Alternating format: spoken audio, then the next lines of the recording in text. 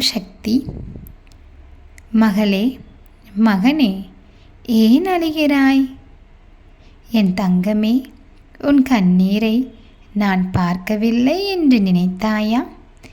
இரவு முழுவதும் அழுது அழுது உன் தலையணையை நனைத்து விட்டாய். ஆனால் உன் வேதனை உன் அம்மா எனக்கு தெரியாதென்று நினைத்தாயா? நீ சொன்னால்தான் தெரியுமா? அம்மா, என் வாழ்க்கை ஏன் இப்படியே இருக்கிறது? நான் எத்தனை நாளாக கஷ்டப்படுகிறேன். என்னை போல இந்த உலகத்தில் யாரும் கஷ்டப்பட மாட்டார்கள்.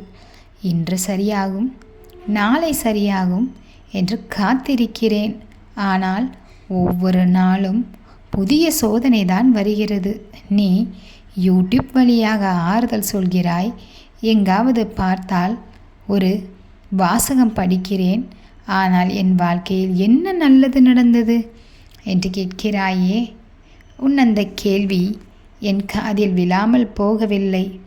என் தங்கமே, நீ அழுத ஒவ்வொரு கண்ணீர் துளியும் என் பாதத்தில் வந்து விழுந்திருக்கிறது.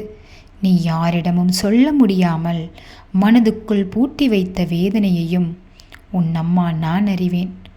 உன் சிரிப்பின் பின்னால் மறைந்திருக்கும் காயங்களையும் உன் அம்மா நான் அறிவேன். எத்தனை முறை இனிமேல் என்னால் முடியாது என்று சொல்லி தனியாக அமர்ந்து அழுதாய் என்பதும் எனக்கு தெரியும். உன் வீட்டில் இருக்கும் பிரச்சனை எனக்கு தெரியும். உன் உடலில் இருக்கும் வலி எனக்கு தெரியும். உன் மனதில் இருக்கும் பயம் எனக்கு தெரியும். உன் பண கஷ்டம் எனக்கு தெரியும்.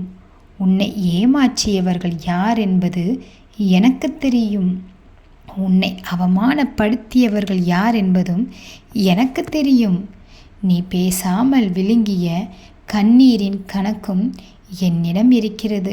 ஆனால் என் பிள்ளையே, ஒரு விஷயத்தை மட்டும் மறந்துவிடாதே. நான் அமைதியாக இருக்கிறேன் என்பதற்காக உன்னை விட்டுவிட்டேன் என்று நினைக்காதே. நான் தாமதிக்கிறேன் என்பதற்காக மறந்துவிட்டேன் என்று நினைக்காதே. என் நேரம் வரும். அந்த நேரம் வந்துவிட்டால் உன் வாழ்க்கையை யாராலும் தடுக்க முடியாது. இன்று உன்னை பார்த்து சிரிப்பவர்கள், ஏளனம் செய்பவர்கள், கிண்டல் செய்பவர்கள் நாளை உன்னை பார்த்து வியப்பார்கள். இன்று உன்னை மதிக்காதவர்கள் நாளை உன் வாசலை தேடி வருவார்கள். இன்று உன்னை நிராகரித்தவர்கள் நாளை உன் மதிப்பை உணர்வார்கள். ஆனால் அதற்கு நீ மட்டும் பொறுமையாக இருக்க வேண்டும். என் மீது நம்பிக்கையை மட்டும் விடாதே. நீ கேட்கிறாய், அம்மா, நான் என்ன பாவம் செய்வேன்? என் பிள்ளையே, எல்லா கஷ்டமும் பாவத்தால் மட்டும் வருவதில்லை. சில கஷ்டங்கள் உன்னை வலிமையாக்க வருகிற சோதனைகள். சில கஷ்டங்கள் உன்னை உயர்த்துவதற்கு முன்வரும் பயிற்சிகள். சில கண்ணீர்கள் உன் வாழ்க்கையின் திருப்பு முனையாக மாறுகின்றன.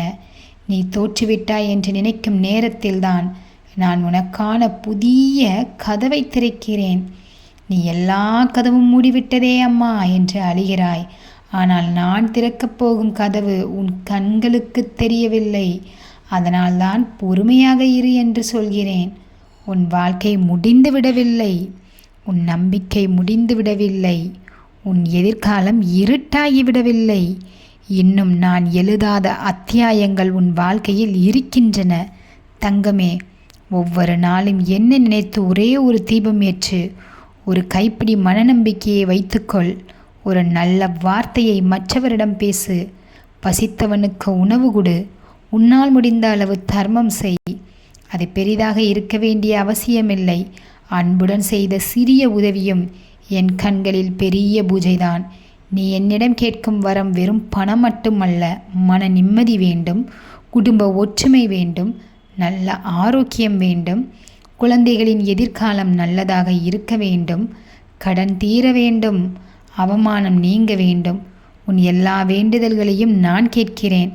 ஆனால் என் நேரத்தில் தருகிறேன். கனி பழுக்காமல் பறித்தால் இனிக்காது. அதேபோல் காலம் வராமல் கிடைக்கும் வரம் நிலைக்காது. அதனால்தான் உன்னை நான் காத்திருக்கச் செய்கிறேன். என் தங்கமே, இன்று நீ சோர்ந்து நிற்கிறாய். நாளை நீ நிமிர்ந்து நிற்பாய். இன்று உன் கண்ணில் கண்ணீர் இருக்கிறது. நாளை அதே கண்ணில் ஆனந்த கண்ணீர் இருக்கும். இன்று உன் வீட்டில் கவலை இருக்கிறது, நாளை அதே வீட்டில் சிரிப்பு ஒலிக்கும். அந்த நாளை நான் உனக்காக வைத்திருக்கிறேன்.